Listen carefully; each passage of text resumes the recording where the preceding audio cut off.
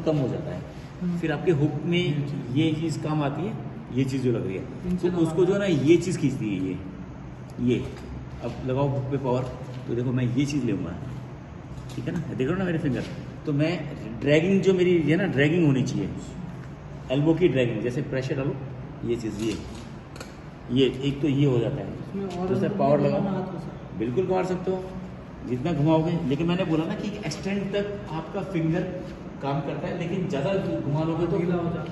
Finger ढीली हो जाते हैं। तो हमारी इस पोजीशन पे यही चीज़ होती है कि फिंगर की पावर चाह कर भी नहीं लगा पाओगे आप। इस एंगल कभी भी कोशिश करना, एक लेवल तक आपका हाथ का की फिंगर पे स्ट्रांग होती है, लेकिन एक लेवल अंदर आने के बाद बहुत ज़्यादा कपिंग कर लेते हो तो उस फिंगर की स्ट्रेंथ कम हो जाती है,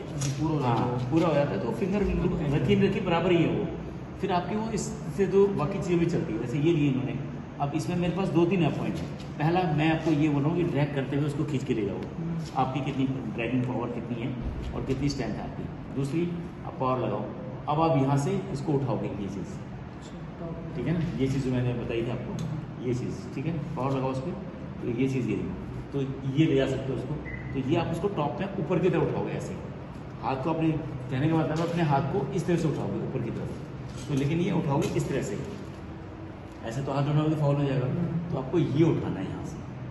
ठीक है। दूसरा पावर लगाओ, फिर ये उठाना आपको ये, ठीक है ना,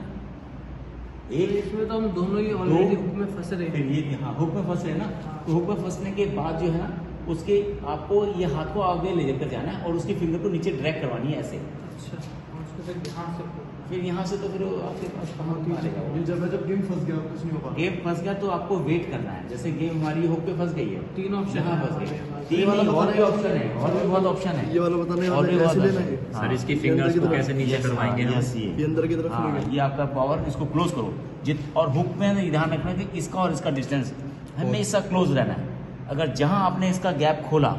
वो गेम गई आपके हाथ से। इसका हुक के अंदर जब भी फंसते हो तो हुक को जितना क्लोज करके लेकर आओगे उतना ज़्यादा अच्छा है,